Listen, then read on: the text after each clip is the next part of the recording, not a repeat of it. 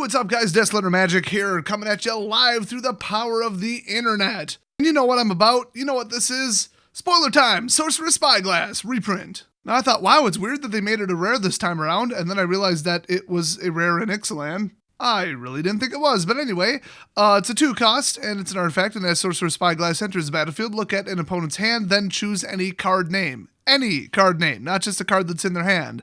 Activated abilities of sources with the chosen name can't be activated unless they're mana abilities. So, bye-bye horribly abusive single cards that dominate games. You know, this card is really simple. If you hate this card, it's because you're part of the problem. Best reprint so far. Next up, we got Elite Headhunter. I really like that art. According to the almost illegible zoom up that I just did, it's by Darken with 2 A's? It's just the word darken with 2 A's. What's a darken? Who's a darken? Is this some one-word name artist like Cher?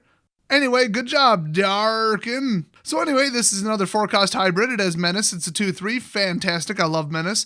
Menace, of course, one of those famous semi-abilities. It's semi-unblockable. Just like semi-hexproof is just pay 2 more to target it. Semi-trample is that thing from Hour of Devastation.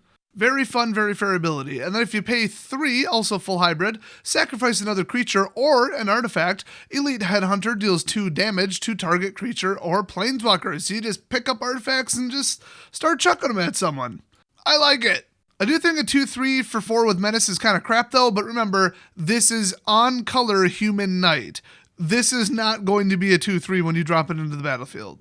Next up, we've got Fell the Pheasant. It's a 2-cost instant in green, and it deals 5 damage to target creature with flying. Create a food token. Kinda speaks for itself. I was going to say there's a vastly improved version of Plummet already in this set, or in the last set, I don't remember. But this one gives you free food. All I gotta say is if you have like a flying knight or like a human on a Pegasus or something, and then you hit it with this and then it generates food, that's kind of messed up. I mean, you're eating one of the 2 of them. Next up, we've got some sort of card that maybe translates to Oakheim Adversary. The one in Portuguese I've been told was Oak Home or Oak Land, making it, of course, obviously, Oakland Tony. OT. So I don't think that that's actually a correct translation, but it's a 4-cost elf warrior, and I'll just call it Oak Home because that's what it is. Oak Home Adversary costs 2 less to cast if an opponent controls a green permanent. So that's almost as stupid as Forest Walk. It also has Death Touch, and when it deals combat damage to a player, draw a card. Fantastic. So this goes from incredibly powerful, useful card to utterly ridiculous if your opponent controls anything green.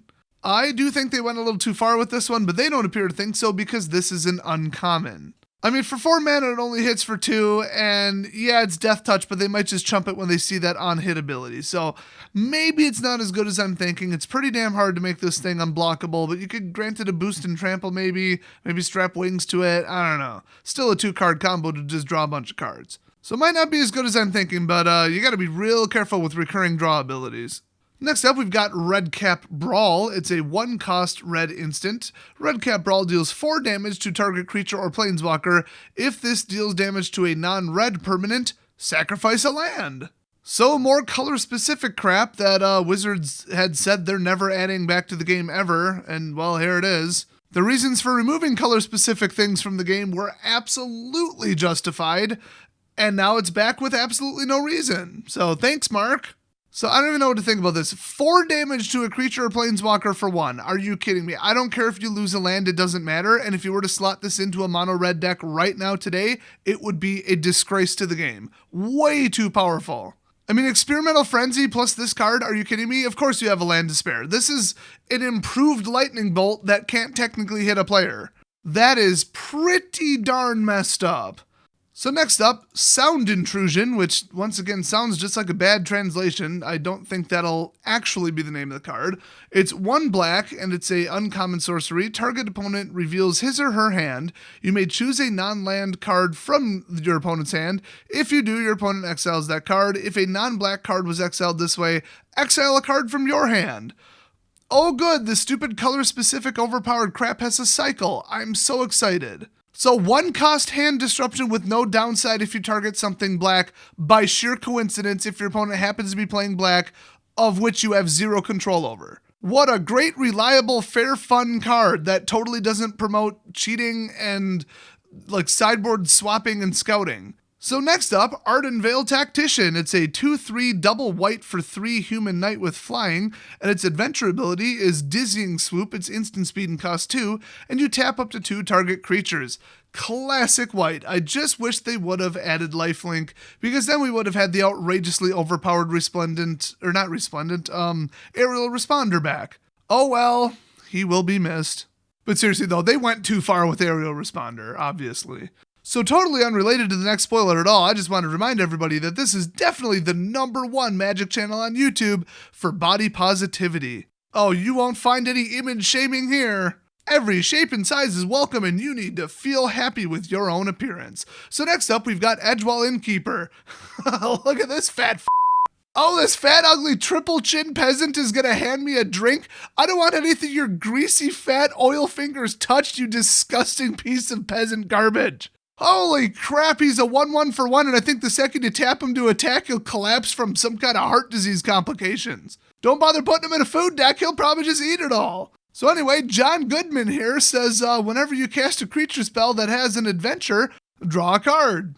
Hey, that's pretty good. I mean, a 1/1 vanilla with 1 with that tacked on it, that's not bad. Now, because of the almost purposely misleading wording, they did add the reminder text, it doesn't need to have gone on the adventure first. Which is a funny, not lore-breaking way to mention an actual rule in parentheses and italics. What they meant to say was, you didn't have to cast it for its adventure cost first. It just needs to be a spell that has adventure as a mechanic written on it. So other than the fact that an adventure deck doesn't appear to be a thing because it has no central color, subtype, or really anything to do with each other at all, other than that, I'd say throw this into your adventure deck because it's fantastic and sometimes you want to go where everybody knows your name.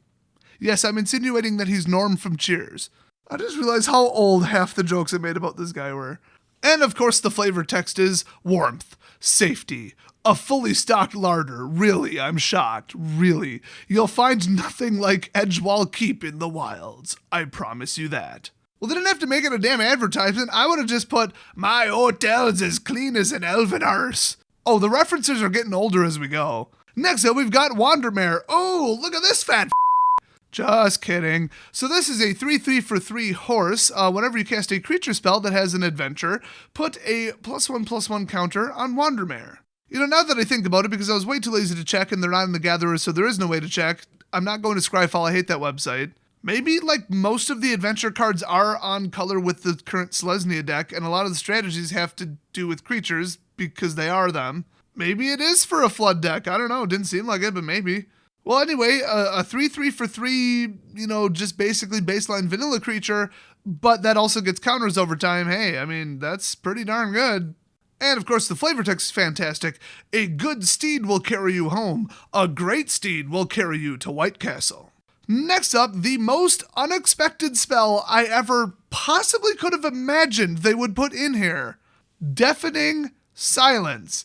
It's a 1-cost uncommon enchantment.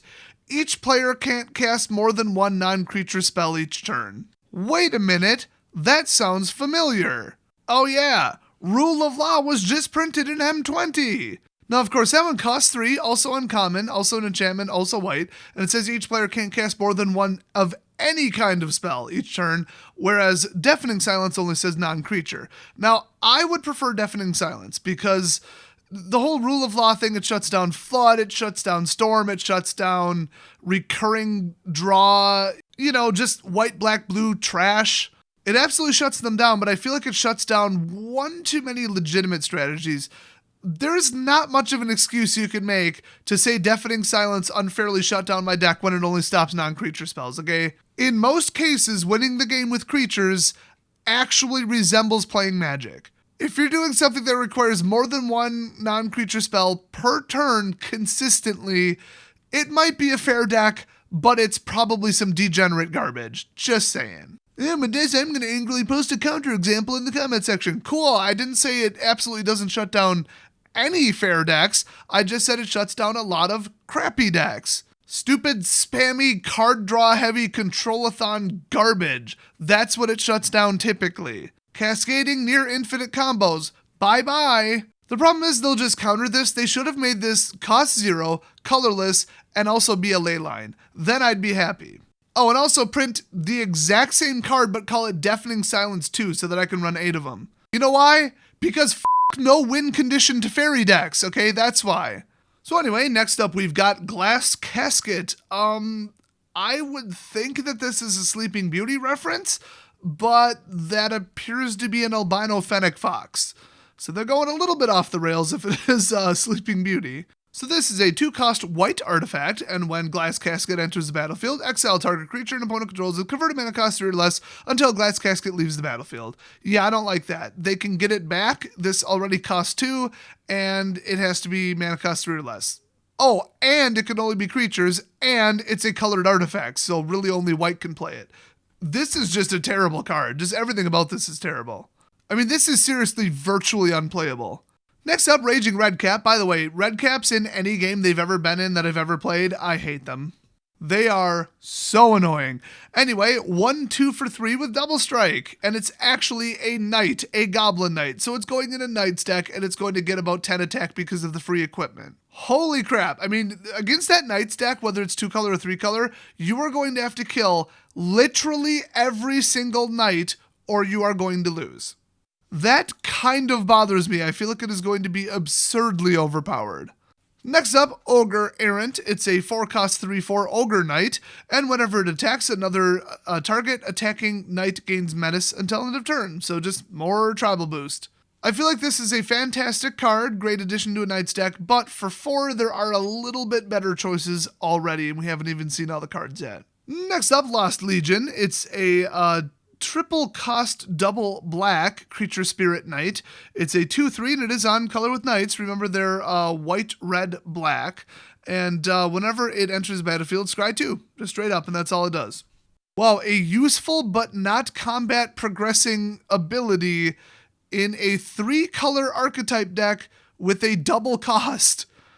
I don't think that justifies the double cost. Also, it's 2 damage for 3 mana. That's a bad ratio for a combat-heavy deck. I really think this is pretty much just filler jank. Now that said, as is the case with most apparently bad for constructed cards, this would be fantastic in a draft or at the pre-release. Scry 2 is very important when you hate half the cards in your deck. Hey, speaking of filler jank, it's Knight of the Keep. It's a 3/2 vanilla for 3. I mean, at least it's 3 attack for 3, but it's crap. Next up, Thunderous Snapper. You guys know that turtles in Magic the Gathering are like the bomb. They're always vaguely playable, but like overcosted. Let's see if this one maintains that. Oh, it's a Turtle Hydra. I think that's the second one in just this set. Anyway, it's a 4/4 for 4 hybrid. Cool. And whenever you cast a spell with converted mana cost 5 or greater, draw a card. Wow, you mix this with Kiora and Beast Whisper, and you're going to draw your whole damn deck. Actually, I think Beast Whisper might be cycling. Too lazy to check. Yeah, this is actually pretty darn good. Next up, we got Oathsworn Knight. It's another double black 3-cost knight, so good luck fitting that in your 3-color deck with only 5 sets legal and minimal fixing. It's a 0/0, so we're already off to the races here. And when it enters the battlefield, it enters with 4 1/1 counters on it, and then it attacks each combat if able. If damage would be dealt to Oathsworn Knight while it has a +1/+1 counter on it, prevent that damage, remove a +1/+1 counter from it. And this is from the Commander deck. All the best cards are from the Commander deck because Wizards doesn't want you to buy boosters anymore, apparently. Yeah, boosters, you know, that core product that they sell to everybody universally. Whoopsies.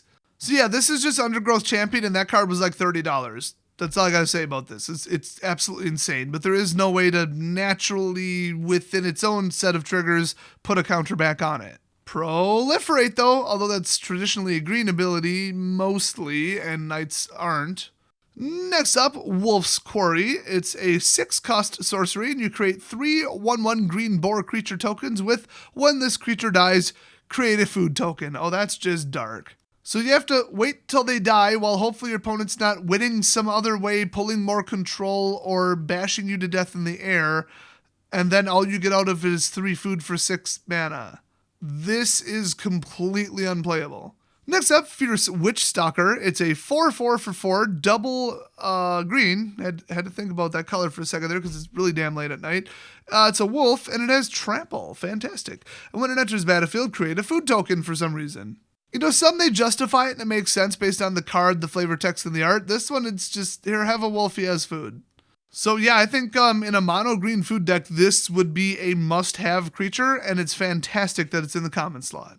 And what a wonderful way to end it. By the way, slight revision to yesterday's video. I totally neglected to mention something that I only found out about after the video. Hey, did you guys notice, and you did if you saw my community tab post, that Wizards not only released for spoilers, knowing what the date would be, but also, I didn't see it, but I heard they pretty prominently featured it in an article on The Gatherer, the card Trapped in the Tower on 9/11. What the actual f*** were you thinking, Wizards? So when a Category 5 shitstorm blew in on social media over this, I had heard, and by the way, I didn't see any of this, I heard this all secondhand, but I heard that they apologized and immediately deleted it from the card image gallery. I think they removed it from the article, or removed the article that it was in or something. I don't know. Now, normally I say people are overreacting, just like that David Dobrik thing where he uploaded a video on 9/10. It was featured on 9/11, and he made a joke about an airplane crashing that had absolutely nothing to do with anything other than an airplane crashing. Zero intent there. People just making something out of nothing to make a headline. Just calm the fuck down. But trapped in, not a tower, but the tower on 9/11, pre-scheduled weeks ahead of time to release on that day. Literally probably 5 people at Wizards of the Coast or their marketing company or whatever looked at it and said, let's put this one on this date, looked at a calendar, looked at the card name, looked back and forth a couple times, and didn't catch it. And by the way, that person is almost definitely Aaron Forsyth, in case you were wondering. People had very mixed opinions on this, but you know how absolutely psychotically far left and political Wizards of the Coast is. I think somebody put it there on purpose to make some kind of subtle, plausible deniability statement about, I don't know, Bush, conservatives, Republicans, some conspiracy bullshit about 9/11. I mean, it's a little far-fetched, but then again, does that not sound like what one of the nut job crazy people who works there would do? All I'm saying is it's possible that somebody did this and hoped nobody else would catch it, and they didn't until it was released, and then, ooh, I'm making a statement, I'm making a protest. Yeah, I think whoever did this, accident or otherwise, should be fired because you are too incompetent to do your job. It's just that simple. Also, Kenrith the Returned King is confirmed as the Buy a Box promo. So there's another $100 card, which it's very possible people in the near future will be begging to be banned from Standard and Wizards will ignore us because it's a Buy a Box promo and they don't want to devalue it. You know, I would just be a little bit more bold, Wizards, and just ban it right now. Just say, you know what, this is a commander card. We don't want this in Standard. I mean, look what it would do in Standard if somebody gets 5 color to work, which right now, 8 sets legal. You can run 5 color in your sleep. You wouldn't even miss a drop. But 5 sets legal and losing almost all of the dual lands, we might just have to wait a while for that card to become good. That's all I'm saying. I think Knights will come back around the 7th release. So they should probably ban it right now before anybody cares. Oh, and one more little thing, just a tiny little apology I'd like to send out there to a couple individuals. You know how I made a The Ring reference at the end of the last video? I kind of forgot to do the math on just how many people watch these videos. There was a number more than 0 of people who got to the end of the video, did not in fact hit subscribe, and then immediately had their phone ring. And according to the couple comments that I heard about it, they immediately lost their shit. So, on second thought, I'm not going to apologize. That's hilarious. If you die in 7 days, though, that's coincidence, okay? That's not on me. So thanks for watching, everybody, and I will see you guys next video.